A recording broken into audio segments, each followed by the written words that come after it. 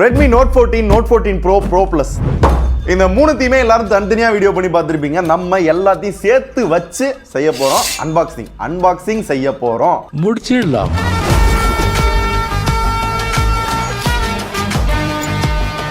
அதுவும் இல்லாம இந்த வீடியோ ஸ்பான்சர் பண்ணது யாரு அப்படின்னு கேட்டீங்கன்னா வேற யாரு, நீங்க கேட்டீங்க அப்படின்றதுக்காக காசு கொடுத்து 3 போனையும் வாங்கிட்டு வந்திருக்கேன். ஸோ இதுக்காக நீங்க பண்ண வேண்டியதெல்லாம் அது மட்டும் தான், சப்ஸ்கிரைப் அதை மட்டும் பண்ணி விட்டுருங்க. அண்ட் நம்ம தான் இந்த போன் எல்லாத்தையும் வாங்கணும் அப்படின்றதுனால இந்த 3 போனையும் கிவ் அவே கொடுக்கலாமா அப்படின்ற ஒரு ஐடியா இருக்கு. கொடுக்கலாமா வேணாமான்றத கமெண்ட்ல தட்டி விடுங்க. அதெல்லாம் தட்ட முடியாது.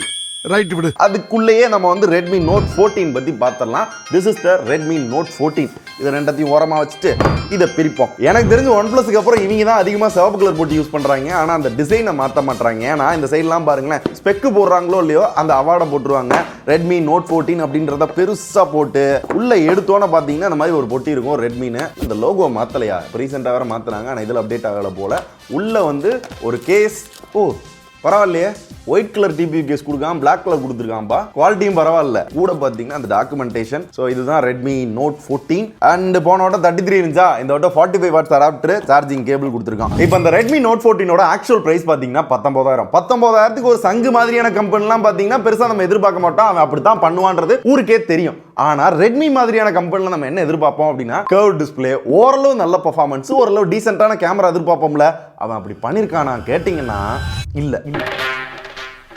அதுக்கு பதிலாக என்ன பண்ணிருக்கான் அப்படின்னு கேட்டீங்கன்னா, பர்ஃபார்மன்ஸ்க்கு டைமென்சிட்டி 7025 அல்ட்ரா, வெறும் பேரு தான் அல்ட்ரா, 7025க்கும் 7025 அல்ட்ராக்கும் ஸ்லைட்டா தான் ஓவர் கிளாக் பண்ணிருப்பாங்க. இந்த SoC இதுக்கு முன்னாடி ஒரு சில போன்ஸ்ல பார்த்துருப்போம். பட் அதுக்கும் இதுக்கும் கொஞ்சம் வித்தியாசம் காட்டணும் அப்படின்னா அல்ட்ரா அப்படின்ற பேர் சேர்க்கணும். அந்த மாதிரி தான் சேர்த்த மாதிரி தெரியுது. பிகாஸ் ஆண்ட்ராய்டும் பாத்தீங்கன்னா 4.6 lakhs கிட்ட தான் வருது. யூஸ் பண்றதுக்கும் பாத்தீங்க அப்படின்னா டே டு டே லைஃப்ல யூஸ் பண்றதுக்கு வேணா நல்லா இருக்கே தவிர, கேமிங்னு வரையில பாத்தீங்க அப்படின்னா அந்த அளவுக்கு சிறப்பாலாம் இல்ல. பேசிக் செட்டிங்ஸ்ல வச்சு ஓரளவு கேம் விளையாண்டுக்கலாம். ஆனா அதுவுமே ரொம்ப நேரம் விளையாண்டோம் அப்படின்னா அந்த கேம்ல பெருசா பஞ்சாயத்து தெரிய மாட்டேங்குது. வெளியே வர்றப்ப பாத்தீங்க அப்படின்னா அந்த UIல லைட்டா லாக் ஆகிற ஃபீல் இருக்கு. கூடவே ஹார்ட்வேர் அப்படின்னு பார்க்கல LPDDR4X RAM UFS 2.2 யூஸ் பண்ணிருக்காங்க. என்னடா 19,000க்கு அட்லீஸ்ட் ஒரு 3.1 கொடுத்தா என்னடா குறைஞ்சா போயிரும் அப்படின்னு கேட்டீங்கன்னா, ருக்கோ ஜரா சபர் கரோ அப்படின்ற மாதிரி இதுல மட்டும் கிடையாது, இதுலயும் அதே தான் பண்ணிருக்கான், இதுலயும் அதே தான் பண்ணிருக்கான். So 3 போன்லயுமே LPDDR4X RAM UFS 2.2. அதே மாதிரி ஸ்டோரேஜ் வந்து ஒரு 3 வேரியன்ட்ல இருக்கு. அதுவும் பத்தல அப்படின்னா நாங்க ஹைபிரிட் சிம் ஸ்லாட் கொடுத்துருக்கோம். 2 சிம் கார்டு போட்டுக்கலாம், அப்படி இல்லாட்டி ஒரு சிம் கார்டு ஒரு மெமரி கார்டு போட்டு எக்ஸ்டெண்ட் பண்ணிக்கலாம் அப்படிம்பாங்க. ரேமையும் எக்ஸ்டெண்ட் பண்ணலாம். அது எல்லா போன்லயும் இருக்கு. 5G பேண்ட் 7ன்னு நினைக்கிறேன். அப்புறம் Wi-Fi 5 இருக்கு, Bluetooth 5.3 இருக்கு, IR பிளாஸ்டர் இருக்கு. இதெல்லாம் கொடுத்தாலும் இந்த 19,000 ரூபாய்க்கு ஏத்த ஒரு ஹார்ட்வேரா ரெட்மிக்குன்னு ஒரு எதிர்பார்ப்பு இருக்கும்ல, அந்த எதிர்பார்ப்பை பூர்த்தி செஞ்சாங்களான்னு கேட்டீங்கன்னா இல்ல.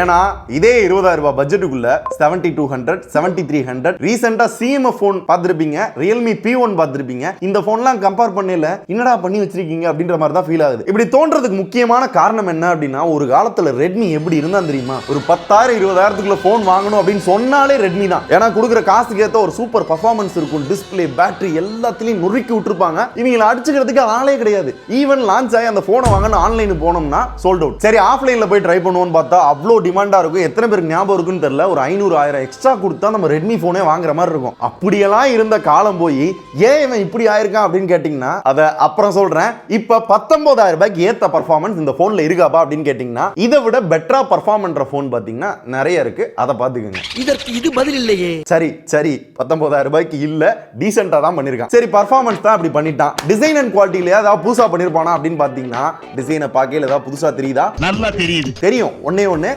3 கலர்ல வந்து புதுசா லான்ச் பண்ணிருக்கான். அதாவது லுக் எல்லாம் பாத்தீங்கன்னா பார்க்க அதே மாதிரி தான் இருக்கும். முக்கியமா பிளாஸ்டிக் பில் தான். 190 கிராம் வெயிட் இருக்கு, 7.9 mm வந்து திக்னஸ் இருக்கு. கையில ஹோல்ட் பண்றதுக்கும் ஒரு கையில யூஸ் பண்ண முடியல, பட் வந்து 2 கையில யூஸ் பண்றது கம்ஃபர்டபிளா இருக்கு. சோ டிசைனை குறையாவும் சொல்ல முடியல, நிறையவும் சொல்ல முடியல. ஓகே.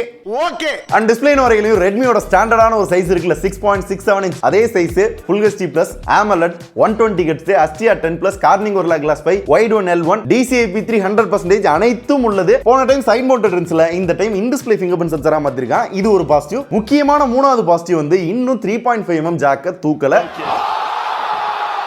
உங்களால நார்மல் இயர்போன் போட்டு இன்னுமே உங்களால பாட்டு கேட்டுக்கிற முடியும். இதை தவிர டிஸ்ப்ளே குவாலிட்டி அப்படின்னு பார்த்தோம் அப்படின்னா பெருசா குறை சொல்ற மாதிரி இல்ல, நல்லா இருந்துச்சு. என்ன ஒரே எதிர்பார்ப்புன்னா ரெட்மி போன டைம் பிளாட் டிஸ்ப்ளே கொடுத்தாங்க, இந்த டைம் கொஞ்சம் கர்வா மாறி இருப்பாங்களோ அப்படின்னு நினைச்சோம். மாறல. அவங்களுக்கு ஒரு ஏமாற்றம் தானே. ஏமாற்றம் தான்.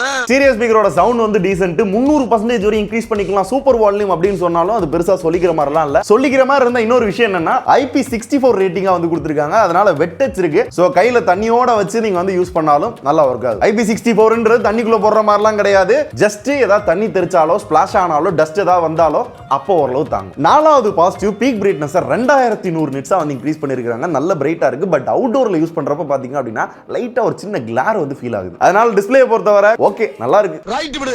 அடுத்து முக்கியமான மேட்ரு, 20000 ரூபாய்க்குள்ள ஒருத்தன் போன் வாங்குறான் அப்படின்னா எனக்கு நல்ல கேமரா இருக்கணும்பா அப்படின்ற எக்ஸ்பெக்டேஷன் ஓரளவாவது இருக்கும். அதுக்கேத்த கேமரா இருக்கா அப்படின்னு கேட்டீங்கன்னா சொல்றேன், எப்படி இருக்குன்றத நீங்க தான் சொல்லணும். Main camera 50 mega pixel OIS and EOS ஓட இருக்கு. டேய் போன வட்டம் 108 இந்த வட்டம் 50 என்னடா அது அப்படின்னு கேட்டீங்கன்னா இந்த டைம் வந்து சோனி சென்சார் யூஸ் பண்ணிருக்காங்க. அப்பச்சர் வேல்யூ ஓரளவு கம்மியா இருக்கு. அதனால லோ லைட் பெர்ஃபார்மன்ஸ் நல்லா இருக்குன்னு சொன்னாங்க. ஓரளவு பரவாயில்ல, நல்லா தான் இருந்தது. என்ன கொஞ்சம் நாய்ஸ் மட்டும் இருக்கு, டீடைல் பெருசா இல்ல. ஆனா லைட்டிங் கண்டிஷன்ல போட்டோ ஓரளவு பரவாயில்ல, போர்ட்ரேட்டும் ஓரளவு பரவாயில்ல. அந்த கட் அவுட் பாத்தீங்கன்னா கொஞ்சம் நம்ப முடியாத அளவுக்கு இருந்தாலும் நல்லா இருக்கு பார்க்க. அடுத்த ரெண்டு கேமராவும் ஆஃப் கோர்ஸ் எல்லாத்துக்குமே தெரியும். 8 மெகா பிக்சல் அல்ட்ரா வைடு. அதோட போட்டோ பார்க்கிறதுக்கு இப்படி தான் இருக்கும். 20000 ரூபாய்க்கு ஏத்த மாதிரிலாம் எனக்கு ஃபீல் ஆகல. மூணாவது 2 மெகா பிக்சல் மேக்ரோ. இன்னும் இந்த மேக்ரோவை கட்டிட்டு அழுகுறாங்க. ஏன் இந்த 8 மெகா பிக்சல் அல்ட்ரா வைட்லயே இந்த மேக்ரோ கொடுத்துருக்கலாமே, இது வேற ஏதாவது இதுல பண்ணிருந்திருக்கலாம். இல்ல 2 கேமரா மட்டும் கொடுத்துருக்கலாம் டீசென்ட்டா. அதெல்லாம் பண்ணாம இன்னும் கணக்கு காட்டிக்கிட்டு இருக்காங்க. இதுல ஹைலைட் என்னன்னா மேக்ரோக்கு தனியா ஒன்னு கொடுத்திருந்தாலும் அந்த அளவுக்கு சிறப்பா ஒரு மேக்ரோ அப்படின்லாம் சொல்ல முடியல. மேக்ரோ அவ்வளவுதான், நல்லா இருக்கு. ஃப்ரண்ட்ல செல்ஃபி வந்து 20 மெகா பிக்சல் கொடுத்திருக்காங்க. பட் போட்டோ பார்க்கிறதுக்கு இப்படி தான் இருக்கும். எனக்கு ஒரு 12-15000 போன்ல எடுத்தா அப்படி இருக்கும். அந்த ஃபீலிங் தான் வருது. இதோட ஹைலைட் என்ன தெரியுமா,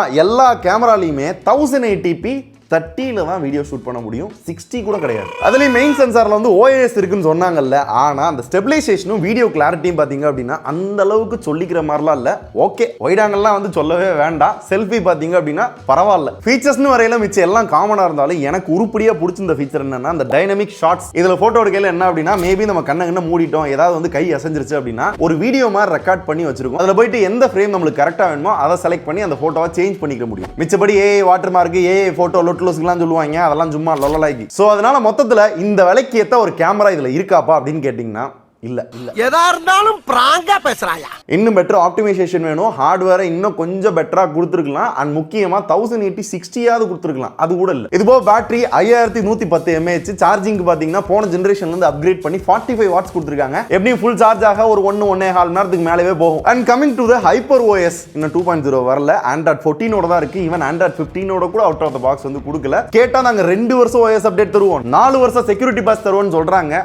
Android 15 கொடுத்துட்டு வாய் பேசி இருந்தா பரவாயில்ல. 14 கொடுத்துட்டு 4 வருஷம் 2 வருஷம் அது 20000 ரூபாய்க்குனா என்ன பேச்சுனே தெரியல. சரி OS அது யூஸ் பண்றது நல்லா இருந்துச்சு அப்படின்னு கேட்டீங்கன்னா ஹைப்பர் OS ரீசெண்டா பாத்தீங்கன்னா ஓரளவு நல்லா தான் பண்றாங்க. அந்த கஸ்டமைசேஷன் எனக்கு பிடிச்சிருந்தது. ஓரளவு ஸ்மூத்தா இருந்துச்சு. இருந்தாலும் சில இடங்கள்ல ஏதோ ஒரு லாக் வந்து ஃபீல் ஆகுது. ஃபீச்சர்ஸ்னு வரையில முக்கியமான ஒரு ஃபீச்சர் என்னன்னா MIUI டயலர் இருக்கு. சோ நீங்க கால் ரெக்கார்ட் பண்றதுனா எந்த பஞ்சாயத்து இல்லாம ரெக்கார்ட் பண்ணிக்கலாம். இதை தவிர AI ஃபீச்சர்ஸ் அப்படின்னு பாத்தீங்கன்னா AI எரேசர் காமனா எல்லாரும் கொடுக்குறாங்க. அண்ட் AI மேஜிக் ஸ்கையா, அதாவது ஸ்கையை ரீப்ளேஸ் பண்ண முடியுமா, இது ஆல்ரெடி இருந்துச்சு. முன்னாடி AI போட்டுக்கிட்டாங்க. அண்ட் AI ஆல்பமா இதுவும் முன்னாடி இருந்தது. கொலாஜ் இதுக்கு முன்னாடி AI போட்டுக்கிட்டாங்க. எல்லாரும் AI கொடுக்குறாங்க. அப்ப நானே ஏதாவது கொடுக்கணும்ல அப்படின்னு இந்த 3 விஷயத்தை சும்மா கொடுக்கணுமே கொடுத்துட்டு எக்ஸ்ட்ரா இவங்க கொடுத்த விஷயம் என்ன தெரியுமா, bloatware ads. எனக்கு தெரிஞ்சு இந்த விலைக்குள்ள இருக்க ஐக்யூ, மோட்டோ, வேற என்ன போன், ஓப்போ போன்ல கூட இந்த அளவுக்கு ஆடையோ இல்ல இவ்ளோ bloatwareயோ பாக்குறது கொஞ்சம் கொஞ்சமா கம்மியாகிட்டு இருக்கு. ஆனா இன்னும் இவன் கண்டினியூ பண்ணிக்கிட்டே இருக்கான். அவன் இன்னும் திருந்தல மாமா. சோ மொத்தத்துல Redmi Note 13ல இருந்து Note 14 பாத்தீங்கன்னா ஓரளவு அப்கிரேட் தான். In display fingerprint sensor, fast charging, அந்த wet touch, IP rating, dual stereo speaker, performance upgrade அப்படின்னு சொல்லனாலும் மாத்தி இருக்காங்க. இந்த மாதிரி சின்ன சின்ன விஷயங்களை சொல்லிக்கலாமே தவிர battery, display, camera, OS optimisation எல்லாத்தையும் இன்னும் பெட்டர் பண்ணியிருந்திருக்கலாம். உங்களால முடியும். பட் ஏன் பண்ணலனா மொத்தத்துல கன்க்ளூஷன்ல சொல்றேன். அடுத்து Redmi Note 14 Pro and Pro Plus. இந்த ரெண்டுத்துக்கும் எப்பயும் போல ஒரு சில வித்தியாசங்கள் மட்டும்தான். அதனால ரெண்டு அன்பாக்சிங் அட் அ டைம்ல காமிக்கிறேன். உள்ள என்னென்ன இருக்கு அப்படின்றத தெளிவா பாத்துக்கோங்க.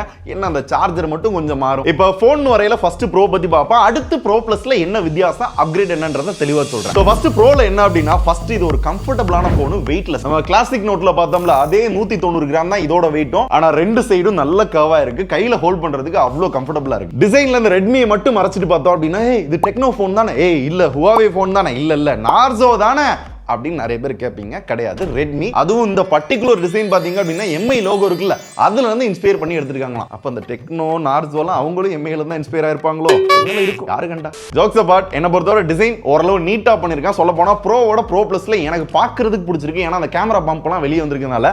பட் இப்படி கீழே வைக்கல பாத்தீங்கன்னா அது ஸ்கிராச் ஆகிறதுக்கான நிறைய பாசிபிலிட்டி இருக்கு. ஸோ நீங்க கேஸே போட்டாலும் அந்த பம்ப் பாத்தீங்கன்னா கொஞ்சம் வெளியே தான் தெரியுது. அண்ட் இந்த போனை பொறுத்தவரை அதே மாதிரி 3 கலர் ஆப்ஷன். அதுல ஒன்னு வீகன் லெதர். ஸோ மிச்ச ரெண்டும் பாத்தீங்கன்னா கிளாஸ் யூஸ் பண்ணிருப்பாங்க. சொல்லி நிறுத்துக்கலடா.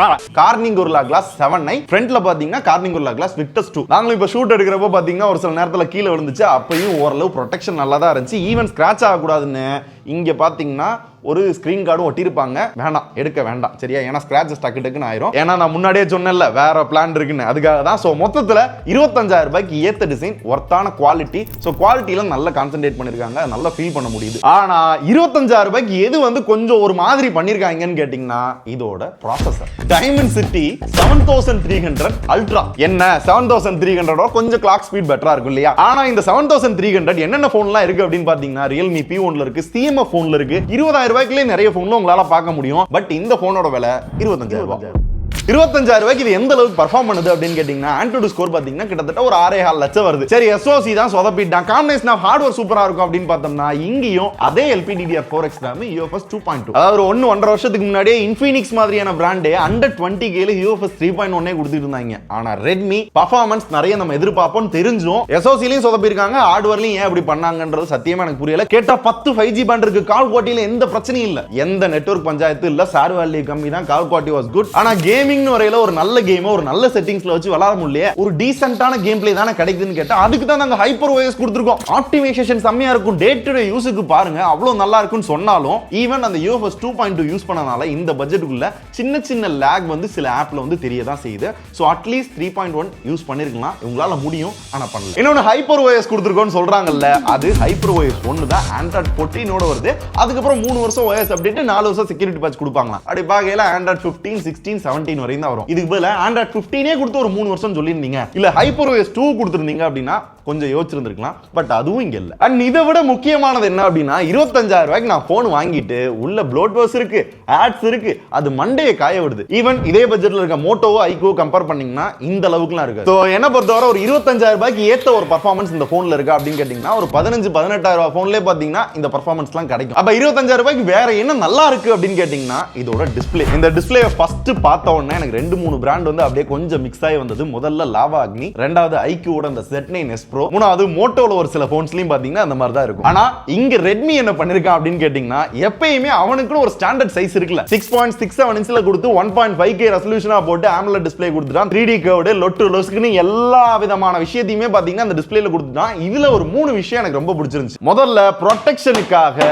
அவன் இன்னும் திருந்தல மாமா, கார்னிங் கோரில்லா கிளாஸ் விக்டஸ் 2 யூஸ் பண்ணிருக்கான். இது சில பேர் தான் யூஸ் பண்றாங்க. ரெண்டாவது பீக் பிரைட்னஸ் பாத்தீங்கன்னா 3000 நிட்ஸ் இருக்கு, அதனால அவுட்டோர்ல யூஸ் பண்றப்ப விசிபிலிட்டி நல்லாவே இருக்கு. மூணாவது IP66 68 69 ரேட்டிங் இருக்கிறதுனால வெட் டச் இருக்கு. சோ நீங்க தண்ணி இன்னி இந்த போன்ல பட்டா கூட நல்லா யூஸ் பண்ண முடியுது. IP ரேட்டிங்க்கு தனியா வர. அததான் சிம்பிளா சொல்லணும் அப்படின்னா 25,000 ரூபாய்க்கு ஏத்த டிஸ்ப்ளே, கேமிங் அந்த அளவுக்கு பண்ண முடியல, வீடியோ பார்க்க நம்மளோட மல்டிமீடியா கன்சியூம் பண்ண டே டு டே யூஸ் பண்றதுக்கு இந்த டிஸ்ப்ளே நல்லா இருக்கு. Colours also good. In display finger print sensor தான் யூஸ் பண்ணிருக்காங்க. போன வட்ட மாதிரியே பாத்தீங்கன்னா இன் டிஸ்ப்ளே ஃபிங்கர் பிரிண்ட் சென்சார்ல ஹார்ட் ரேட் செக் பண்ணிக்க முடியும் அப்படின்ற அந்த மேட்டர் இதுல இருக்கு. கூடவே ஸ்டீரியோ ஸ்பீக்கர் இருக்கு, டால்பி அட்மாஸ் சப்போர்ட் கொடுத்திருக்காங்க, கேட்க ஆடியோ நல்லா இருக்கு. ஆனா போன வட்ட இருந்த அந்த 3.5mm ஜாக் இருக்குல்ல, இங்க கிடையாது. சோ மொத்தத்துல டிஸ்ப்ளே பார்க்கவும் சரி, யூஸ் பண்ணவும் சரி, அந்த ஆடியோ கேட்கவும் அந்த விஷயம் பாத்தீங்கன்னா ஒரு பிரீமியம் மாதிரியான ஒரு ஃபீல் வந்து கொடுக்குறாங்க இந்த விலைக்கு. ஆனா இதுல ஒரு பெருத்த காமெடி என்னன்னா ப்ரோலையும் அதே டிஸ்ப்ளே, ப்ரோ பிளஸ்லயும் கிட்டத்தட்ட அதே டிஸ்ப்ளே. இவர் இந்திரன், இவர் சந்திரன். தில்லு முள்ளு 25,000 ரூபாய்க்கு ஓகேங்க. ஆனா 30,000 ரூபாய் 32,000 ரூபாய் போன்லயும் அதே டிஸ்ப்ளே கொடுத்திருக்காங்க. என்னத்த சொல்ல. இப்போ இந்த போனை பொறுத்தவரை அடுத்து முக்கியமானது பாத்தீங்க அப்படின்னா இதோட பேட்டரி 5500 mAh பேட்டரி. அதை சார்ஜ் பண்ண 45 வாட் ஃபாஸ்ட் சார்ஜர் இருக்கு. பட் போன வட்டம் 67 கொடுத்திருந்தாங்க. பட் இங்க என்னன்னா லைட்டா அந்த கெபாசிட்டி இன்க்ரீஸ் ஆயிருக்கு. இதுல எனக்கு ஒரு டவுட் என்னன்னா இந்த வெயிட்ல எப்படி இவ்வளவு பெரிய பேட்டரி கெபாசிட்டி அச்சீவ் பண்ணானா, maybe silicon carbon technology use பண்ணானா அப்படின்றத அவன் மென்ஷன் பண்ணல. பட் மேபி இருக்கலாம் அப்படின்னு தோணுது. அப்படி பண்ணிருந்தானா உண்மையாவே இந்த விலைக்கு குட். இதுல இவனும் இன்னொன்னு என்ன சொல்றானா 1600 சார்ஜிங் சைக்கிள் வரை யூஸ் பண்ணாலும் 80% வரையும் பேட்டரி ஹெல்த் வந்து மெயின்டைன் ஆகும். 4 வருஷம் லாக் ஃப்ரீ எக்ஸ்பீரியன்ஸ், அதே மாதிரி பேட்டரி நல்லா ரொம்ப வருஷம் வரும் அப்படிலாம் பில்டப் பண்றாங்க. அதையும் செக் பண்றதுக்கு நான் பேட்டரி ஹெல்த் தனியா உள்ள ஒரு ஆப்ஷன் கொடுத்திருக்கேன். எக்ஸலன்ட், குட் அப்படிலாம் வரும்ன்றாங்க. ஆனா இதே விஷயத்தை ப்ரோ பிளஸ்ல பார்த்தோம்னா ஐபோன் மாதிரி பர்சன்டேஜே காமிக்குது. ஏன் ப்ரோலையும் கிளாசிக்ல மட்டும் அந்த வேர்ட்ஸ்ல கொடுத்திருக்கான்றது நிஜமாவே தெரியல. இதையும் நம்பரா கொடுத்தா குறைஞ்சா போயிருவீங்க. மொத்தத்துல பேட்டரி வந்து தாராளமா அந்த ஒன் டே யூஸுக்கு நல்லா இருக்கு. பட் அந்த ஹைப்பர் ஓஎஸ்ன்ற அந்த மேட்டர் பாத்தீங்கன்னா சார்ஜிங்க டக்கு டக்கு டக்குன்னு உரியிற மாதிரியே ஒரு ஃபீலிங் இருக்கு. இது எனக்கு மட்டும் தான் இப்படி இருக்கா இல்ல ஹைப்பர் ஓஎஸோட ரெட்மி போன் வச்சிருக்க உங்களுக்கும் அதே ஃபீலிங் தான் இருக்கா அப்படின்றத சொல்லுங்க. அடுத்துதான் ஒரு முக்கியமான ட்விஸ்ட், இதோட கேமரா. அதாவது மெயின் சென்சார் பாத்தீங்கன்னா சோனி லிட்டியா 600 யூஸ் பண்ணிருக்கிறதா ஈவென்ட்ல சொல்லிருப்பாங்க. பட் வெப்சைட்ல போய் பாத்தீங்க அப்படின்னா லைட் ஃபியூஷன் 800 யூஸ் பண்ணிருக்கிறதா சொல்லிருப்பாங்க. ரெண்டுமே வேற வேற, முக்கியமா மிஸ்லீடிங். சரி இது புதுசா அப்படின்னு கேட்டீங்கன்னா ரெட்மில நிறைய ப்ராடக்ட்ல குட்டி குட்டியா அவங்களோட வெப்சைட்ல பாத்தீங்கன்னா இந்த மாதிரி தான் மிஸ்லீடிங் பண்ணுவாங்க. இதை இன்னைக்கு எனக்கு ரிவ்யூ யூனிட் தரல அதனால தான் நீ சொல்ற அப்படின்னா அப்படிலாம் கிடையாது. இதை நான் ஒரு 2-3 வருஷமாவே ரெட்மிட்ட டைரக்டாவே இன்ஃபார்ம் பண்ணிருக்கேன். எனக்கு ஞாபகம் இருந்ததுன்னா ரெட்மி 13C 13 ஞாபகம் இல்ல. அதோட SoC-லயே ப்ளூடூத் 5.0 வரைக்கும் தான் சப்போர்ட். ஆனா அவங்க சர்டிபிகேட் வாங்குனது பாத்தீங்கன்னா 5.2 5.3 வாங்கியிருந்தாங்க. இது எப்படி பண்ணீங்க அப்படின்னு கேட்டதுக்கு சர்டிபிகேட் இருக்குங்க அதெல்லாம் அப்படிதான் அப்படிலாம் கண்டுக்கிறாதீங்க அப்படின்றாங்க. என்ன லாஜிக்? சோ மெயின் சென்சார் கிளாசிக்ல இருக்க அதே சோனி லிட்டியா 600 தான் யூஸ் பண்ணிருக்காங்க. அந்த லைட் ஃபியூஷன் 800 கிடையாது. சரி கிளாசிக்லயும் இதுலயும் ஒரே சென்சார் தானே, போட்டோ அப்போ ஒரே மாதிரி தானே இருக்கணும் அப்படின்னு கேட்டீங்கன்னா கண்டிப்பா கிடையாது. ரெண்டுத்துக்கும் ஒரு சின்ன சின்ன வித்தியாசங்கள் இருக்கு. ப்ரோல தான் பாத்தீங்கன்னா கொஞ்சம் பெட்டரா இருக்க மாதிரி இருக்கு. இன்னொன்னு நிறைய பேருக்கு போன வட்டம் 108 மெகா பிக்சல் கொடுத்தாங்க, இந்த வட்டம் என்ன 50 தானே கொடுத்துருக்காங்க அப்படின்னு கேட்டீங்கன்னா அப்பச்சர் சைஸ் வந்து கம்மியா, அதனால லோ லைட்ல கொஞ்சம் பெர்ஃபார்மன்ஸ் பெட்டரா இருக்கணும். ஆனா பரவாயில்லாம இருந்துச்சு. ரெண்டாவது சோனி சென்சார் யூஸ் பண்ணிருக்காங்க, அதனால டீடைலிங் கொஞ்சம் பெட்டரா இருக்கணும், அதுவும் பரவாயில்லாம தான் இருந்தது. முக்கியமா எல்லா போட்டோலையும் கலரை ஏத்தி காட்டுது. நம்ம பாக்குற கலர் ஒண்ணா இருக்கு, அங்க இருக்கிற கலர் ஒண்ணா இருக்கு. ரெண்டாவது camera 8 mega pixel ultra wide, மூணாவது பாத்தீங்கன்னா 2 மெகா பிக்சல் மேக்ரோ. ஒரு ப்ரோ வேரியன்ட்ல 25,000 ரூபாய் போன்ல இன்னுமா 2025 வரப்போகுது. எல்லாம் வந்தாச்சு, இது இன்னும் போகல. சீரியஸா எனக்கு புரியல. ஏன்னா அந்த மேக்ரோ அந்த அளவுக்கு சிறப்பா இல்ல. அல்ட்ரா வைட்லயே அவங்க கொடுத்து இங்க வேற ஏதாவது கேமரா யூஸ் பண்ணிருந்தாங்க. டெலஃபோட்டோ கேட்டோம்னா ப்ரோ பிளஸ் வாங்கிக்கோங்க 32,000 வாங்க. இங்க வேற ஏதாவது சென்சாரோ இல்ல பெட்டரா வேற ஏதாவது வந்து பண்ணியிருந்திருக்கலாம். இல்ல 2 கேமரா தாண்டா நான் கொடுப்பேன் அப்படின்னு ஒரு அக்கண்ணா கேமரா மாதிரி வச்சிருந்தா கூட இன்னும் கொஞ்சம் அது புதுசா இருந்திருக்கும். பட் கொடுக்கணும்னு கொடுக்கிறது வந்து இப்ப ரீசெண்டா பார்க்கையில கொஞ்சம் கடுப்பாகுது. தென் ஃப்ரண்ட் செல்ஃபி பாத்தீங்கன்னா 20 மெகா பிக்சல், அது டீசென்ட்டா இருக்கு. வீடியோன்னு வரையில பாத்தீங்கன்னா 4K 30 FPS எடுக்க முடியும். ஸ்டெபிலிட்டி நல்லா இருக்கு. பட் டீடைலிங் வீடியோகிராஃபிக்காக ஒரு போன் வாங்குறீங்க 25,000 ரூபாய்க்குள்ள பெஸ்டா இருக்குமானா இல்ல.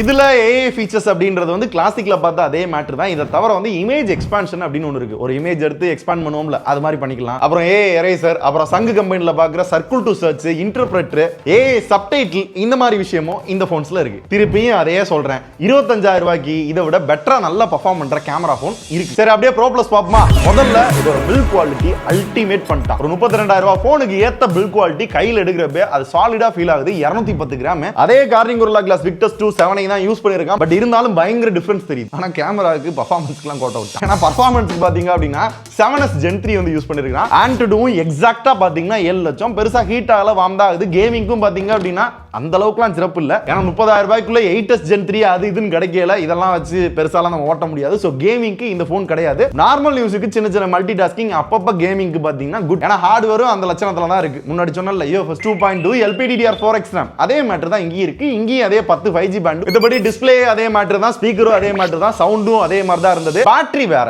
6200 mAh பேட்டரி. சார்ஜ் பண்ண 90 வாட் ஃபாஸ்ட் சார்ஜர் இருக்கு. ஏண்டா போன வட்டமே 120 வாட்ஸ் இருந்துச்சு, இந்த வட்டம் 90 வாட்ஸா என்னடா அப்படின்னு கேட்டீங்கன்னா கெபாசிட்டி இன்க்ரீஸ் பண்ணி அந்த ஃபாஸ்ட் சார்ஜிங்கை குறைச்சு டெக்னாலஜில நிறைய கான்சென்ட்ரேட் பண்ணிருக்காங்க. சோ இங்க அவங்க கன்ஃபார்ம் பண்ணது சிலிகான் கார்பன் பேட்டரி யூஸ் பண்ணிருக்கோம். அதனால தான் வெறும் 210 கிராம்ல 6200 mAh பேட்டரி. அதுவும் சைஸ் இவ்வளவு கம்மியா இருக்கும், ஓரளவு வெயிட்லெஸ்ஸா இருக்கும்னு சொல்றாங்க. பட் வெயிட் ஃபீல் பண்ண முடியுது. ஆனா இது எனக்கு கொஞ்சம் பாசிட்டிவா தான் தெரியுது. ஏன்னா இந்த விலைக்குள்ள இந்த கெபாசிட்டியோட இந்த டெக்னாலஜியோட இந்த ஃபாஸ்ட் சார்ஜிங்கோட வேற எந்த போன்லயும் இன்னைக்கு தேதிக்கு இல்லன்னு நினைக்கிறேன். சோ அப்படின்றப்ப இந்த பேட்டரி குட். இந்த பேட்டரியை சார்ஜ் பண்றப்ப ப்ரொடெக்ட் பண்றதுக்கு தனியாலாம் சிப் கொடுத்து நல்ல சேஃப்டி மெஷர்மெண்ட்லாம் ஃபாலோ பண்ணிருக்கோம். அது இதெல்லாம் சொல்றாங்க. அதுவுமே பாத்தீங்க அப்படின்னா பேட்டரி ஹெல்த்தை இன்னும் கொஞ்சம் பெட்டரா மெயின்டைன் பண்ற மாதிரி இருக்கு. அந்த பேட்டரி ஹெல்த் பர்சன்டேஜா இங்க ஐபோன் மாதிரி பாத்துக்கிற முடியுது. பேட்டரி ஃபுல்லா சார்ஜ் போட்டு காலையில எடுத்துட்டு போறீங்க, ஃபுல்லா யூஸ் பண்றீங்க அப்படின்னா சாயங்காலம் நைட் வரையில பாத்தீங்கன்னா ஒரு 15-20% மிச்சம் இருக்கு. அது லைட் யூஸ் பண்ணீங்க அப்படின்னா இன்னுமே மிச்சம் இருக்கும். ஆனா இங்கேயும் பாத்தீங்கன்னா அந்த ஹைப்பர் ஓஎஸ் பஞ்சாயத்து இருக்கிற மாதிரி ஒரு ஃபீலிங். ஏன்னா அந்த 20% வச்சுட்டு நான் சும்மா தூங்கிட்டேன் அப்படின்னா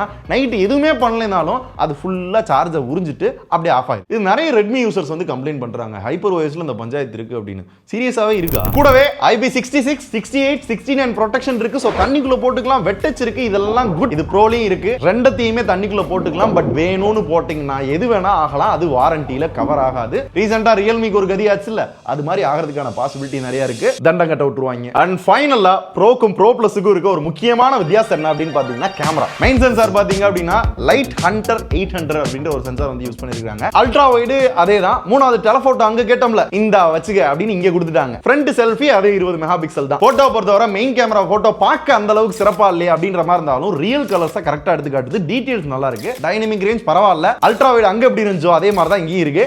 டெலஃபோட்டோ பெருசா டெலஃபோட்டோ அப்படின்ற ஃபீல் கொடுக்கல. ஏன்னா இது பாத்தீங்கன்னா டிஜிட்டல் ஜூம் பண்ணி ப்ரோல எடுத்தது, இது வந்து ப்ரோ பிளஸ்ல டெலஃபோட்டோ யூஸ் பண்ணி எடுத்தது. பெருசா வித்தியாசம் இல்ல. அந்த டீடைலிங் மட்டும் கொஞ்சம் பெட்டரா இருக்கு. மித்தபடி இந்த போர்ட்ரேட்லயோ இல்ல நம்ம ஜூம் பண்ணி எடுக்கிறோம் அப்படின்ற அந்த வித்தியாசம் பாத்தீங்க அப்படின்னா தெரியல. வீடியோ அதே மாதிரி தான், 4K 30 தான். Stabilisation good. எந்த வகையிலுமே பெரிய வித்தியாசங்கள் கேமராலையும் எனக்கு பெருசா ஃபீல் ஆகல. ஒரு வித்தியாசம் இருக்கணும்ல, ப்ரோ பிளஸ் ப்ரோ அப்படின்னு அந்த அளவுக்கு அந்த தனியா தெரியற மாதிரிலாம் இல்ல. ரெண்டும் என்ன ஒரே மாதிரி தானே இருக்கு. என்ன 25,000 போனா 20,000 போனா அப்படின்ற அந்த ஃபீலிங் வந்து நல்லா தெரியும். இதை தவிர விட்டு போன விஷயங்கள் அப்படின்னா ரெண்டுலயுமே Wi-Fi 6 இருக்கு, Bluetooth 5.4 இருக்கு, IR பிளாஸ்டர் இங்க கொடுத்திருக்கான். 2 சிம் கார்டு மட்டும் தான் போட முடியும். ஆனா பேஸ் வேரியன்ட் பாத்தீங்கன்னா 128 GB மாத்திட்டான். ப்ரோ பிளஸ்லயும் அதே மாதிரி ஒரு 3 கலர்ல இருக்கு. இந்த வீகன் லெதர் பாத்தீங்க அப்படின்னா லைட்டா அந்த பிரீமியம் ஃபீல் வந்து கொடுக்குது. கால் குவாலிட்டி ப்ரோ பிளஸ்லயும் சோ ஃபார் எந்த பஞ்சாயத்தும் இல்ல. ரைட் பா. இப்போ இந்த Redmi Note 14 சீரிஸ் பத்தி என்னதான் ஓரளவு ஐடியா இருந்தாலும் காமனா சில क्वेश्चन நம்ம மைண்டுக்குள்ள ஓடிக்கிட்டு இருக்கோம்.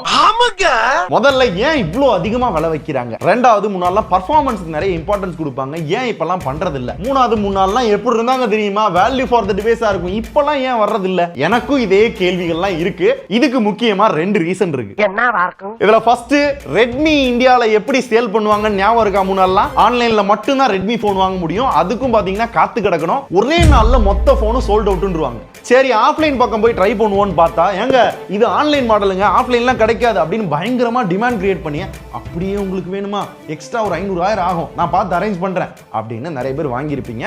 அதை நானும் ஃபேஸ் பண்ணியிருக்கேன். ஆக்சுவலாக நான் காலேஜ் படிக்கிற டைம் 2012 அப்போ தான் ஃபர்ஸ்ட் நோட் 1 நினைக்கிறேன், ரெட்மி நோட் 1.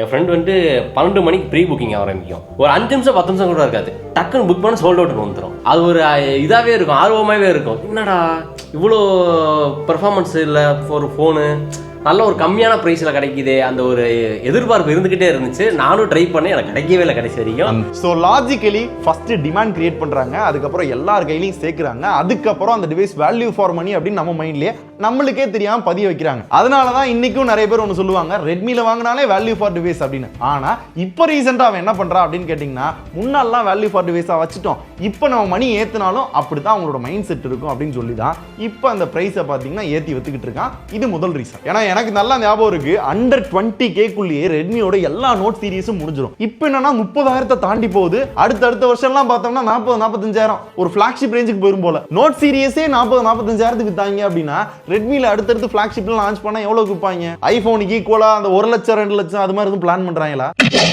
இதுலயுமே ஒரு பயங்கரமான ஸ்ட்ராட்டஜி என்னன்னா, நோட் 13 சீரிஸ் ஞாபகம் இருக்கா, அது வந்து பிரைஸ் வந்து அதிகமா வச்சிட்டாங்க அப்படின்ற மாதிரி நிறைய டாக் போச்சு, பெருசா சேலும் ஆகல. அதுக்கப்புறம் விலையெல்லாம் குறைச்சாங்க, அதை விட்டுருங்க.